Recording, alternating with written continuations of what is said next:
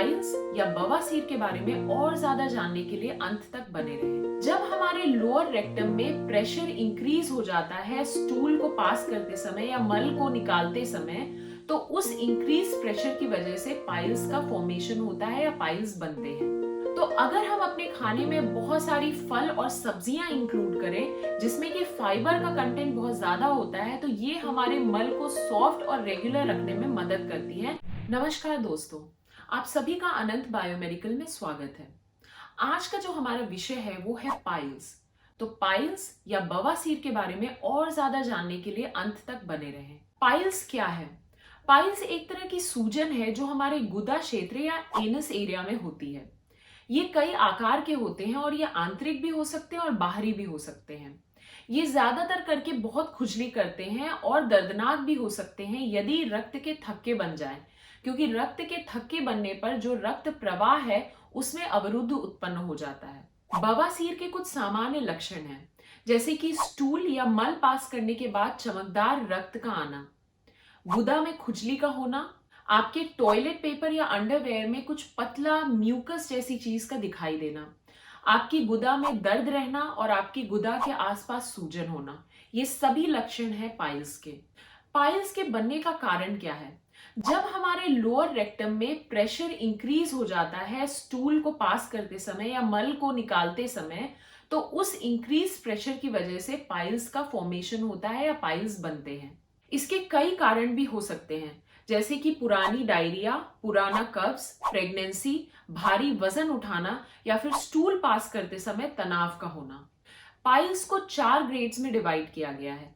जो सबसे पहला ग्रेड है उसमें जो सूजन होती है पाइल्स में वो बहुत छोटी होती है और वो गुदा यानी एनस के अंदर ही स्थित होती है, वे दिखाई नहीं देते। ये वाले पाइल्स जो होते हैं वो बाहर दिखाई नहीं देते। ग्रेड 2 के बवासीर जो होते हैं वो ग्रेड 1 के बवासीर से बड़े होते हैं, लेकिन ये भी आपकी एनस यानी गुदा के अंदर ही स्थित होते हैं।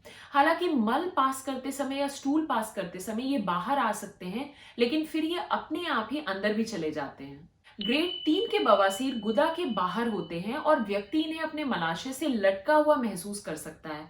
हालांकि इन्हें आसानी से हाथों के द्वारा गुदा में वापस डाला जा सकता है। ग्रेड 4 के बवासीर जो होते हैं ये बाहर ही लटके होते हैं हमारी गुदा के, और ये काफी बड़े होते हैं और इन्हें गुदा में वापस नहीं डाला जा सकता और उपचार की जरूरत होती है इन बवासीर को या पाइल्स को। बवासीर के लिए क्या क्या उपचार हैं? ज्यादातर बवासीर को उपचार की आवश्यकता नहीं होती और वे खुद ब खुद ठीक हो जाते हैं।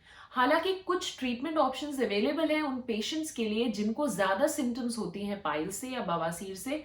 तो उन सिम्टम्स को कम करने के लिए और पेशेंट्स को ज्यादा कंफर्टेबल करने के लिए कुछ ट्रीटमेंट ऑप्शंस अवेलेबल हैं। इसमें सबसे पहला है लाइफस्टाइल चेंजेस। अब होता यह है कि बवासीर बनते ही इसलिए हैं क्योंकि जब हम मल पास करते हैं, स्टूल पास करते हैं, तो हमारे रेक्टम पे इंक्रीज्ड प्रेशर बनता है। ये प्रेशर, इंक्रीज प्रेशर क्यों बनता है? ये बनता है कब्ज या कॉन्स्टिपेशन की वजह से। तो अगर हम अपने खाने में बहुत सारी फल और सब्जियां इंक्लूड करें जिसमें कि फाइबर का कंटेंट बहुत ज्यादा होता है, तो ये हमारे मल को सॉफ्ट और रेगुलर रखने में मदद करती है। और फिर जब हम अपने मल को पास करते हैं, स्टूल पास करते हैं, तो हमारे रेक्टम पे उतना ज्यादा प्रेशर नहीं पड़ता जो तब पड़ेगा जब हम लेस फाइबर रिच खाना खा रहे हैं।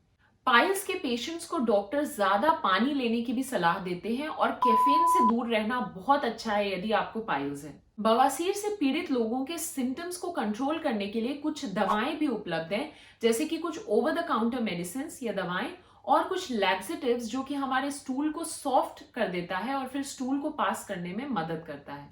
सर्जिकल ऑप्शंस भी होते हैं कुछ पाइल्स को हटाने के लिए, लेकिन फिर भी सर्जरी के बाद भी आपको एक एक्टिव लाइफस्टाइल रखनी होगी, एक्सरसाइज करनी होगी, अच्छा खाना खाना होगा, पौष्टिक खाना जिसमें कि फल और सब्जियां बहुत सारी इंक्लूडेड हो, क्योंकि ये क्या है कि आगे किसी भी पाइल्स को होने से रोकती है। क्योंकि अगर आपने सर्जरी करा ली लेकिन फिर से आपने अपना खाना पीना ढीला कर दिया, तो फिर से नए पाइल्स या नए बवासीर होने के चांसेस भी होते हैं। तो उन चांसेस को रोकने के लिए आपको एक एक्टिव लाइफस्टाइल और फाइबर रिच खाना खाना बहुत जरूरी है सर्जरी के बाद भी। अब देखते हैं कि जो सर्जिकल इंस्ट्रूमेंट सर्जरीज में यूज होते हैं उनकी साफ सफाई का ध्यान कैसे रखा जाता है, ताकि ये ध्यान रखा जा सके कि इनसे किसी भी प्रकार के संक्रमण जो अगला पेशेंट है जिस पे सर्जरी होने वाली है उसको ना हो। तो अब हम देखते हैं कि जो स्टेरिलाइजेशन प्रोसेस होता है इन सर्जिकल इंस्ट्रूमेंट्स का, वो कैसे होता है। इसके कई सारे स्टेप्स होते हैं, जैसे कि instrument reprocessing, ultrasonic cleaning, mechanical cleaning, inspection और स्टेरिलाइजेशन। इंस्ट्रूमेंट रीप्रोसेसिंग एक डीकंटामिनेशन रूम में शुरू किया जाता है। अब इस प्रक्रिया में होता यह है कि एक सिंक होती है जिसके अंदर पानी और डिटर्जेंट को मिक्स करके उसको डाल दिया जाता है सिंक में।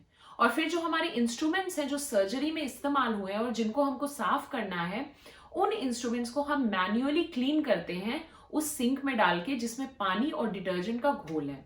इसको हम अच्छे से साफ करते हैं ताकि इस पे से जितना भी सर्जरी के दौरान जो कुछ भी इस पे लगा हुआ इंस्ट्रूमेंट्स पे वो अच्छी तरह से हट जाए। अल्ट्रासोनिक क्लीनिंग या सफाई जो बची हुई बायोफिल्म रह जाती है इन इंस्ट्रूमेंट्स पे, उसको हटाने के लिए काम में आती है। तो अल्ट्रासोनिक वेव्स जो है वो छोटे छोटे बबल्स बनाते हैं जो कि इन इंस्ट्रूमेंट्स के सरफेस पे जाकर जब टकराते हैं तो वे फटते हैं, और इसके थ्रू जो है जो भी बचा हुआ बायोफिल्म होता है वो इंस्ट्रूमेंट से हट जाता है और इंस्ट्रूमेंट बायोफिल्म से साफ हो जाते हैं। इसके बाद आता है मैकेनिकल क्लीनिंग, जिसमें यह सुनिश्चित किया जाता है कि कोई भी बची हुई गंदगी यदि इन इंस्ट्रूमेंट्स पे रह गई हो तो उनको अच्छी तरह से हटाया जा सके, ताकि ये सुनिश्चित किया जा सके कि कोई भी संक्रमण अगले पेशेंट को सर्जरी के दौरान ना हो सके। इसके लिए हम डिटर्जेंट का इस्तेमाल करते हैं, हाई प्रेशर स्प्रेइंग वाटर का इस्तेमाल करते हैं और थर्मल डिसइंफेक्टेंट का भी इस्तेमाल करते हैं। इस प्रक्रिया के बाद सभी इंस्ट्रूमेंट्स को अच्छी तरह से इंस्पेक्ट किया जाता है, ये देखने के लिए कि किसी भी प्रकार का बायोफिल्म इन इंस्ट्रूमेंट्स पे रह ना गया हो, और फिर इनको एक जगह असेंबल किया जाता है स्टेरिलाइजेशन प्रोसेस के लिए। स्टेरिलाइजेशन प्रक्रिया में स्टीम, हाइड्रोजन पेरोक्साइड या कुछ अन्य मेथड्स का इस्तेमाल भी होता है, और इस पूरे डिकंटामिनेशन प्रोसेस से यह सुनिश्चित किया जाता है कि जो इंस्ट्रूमेंट है सर्जरी वाले वो पूरी तरह से अच्छी तरीके से साफ हो गए हैं, ताकि संक्रमण का कोई भी खतरा अगले पेशेंट पे सर्जरी के दौरान ना रहे, और ये इंस्ट्रूमेंट्स अगले पेशेंट पे जिस पे सर्जरी होगी उस पे इस्तेमाल करने के लिए बिल्कुल सुरक्षित और अच्छी तरीके से तैयार हैं। आशा करती हूँ कि आप सबको हमारा आज का वीडियो पसंद आया होगा। यदि आपको हमारा विषय पसंद आया तो आप कृपया लाइक बटन अवश्य दबाएं और सब्सक्राइब जरूर करें, ताकि हमारे जो आगे आने वाले इंटरेस्टिंग हेल्थ केयर वीडियोज हैं उनका लाभ आप अवश्य उठा सकें। धन्यवाद।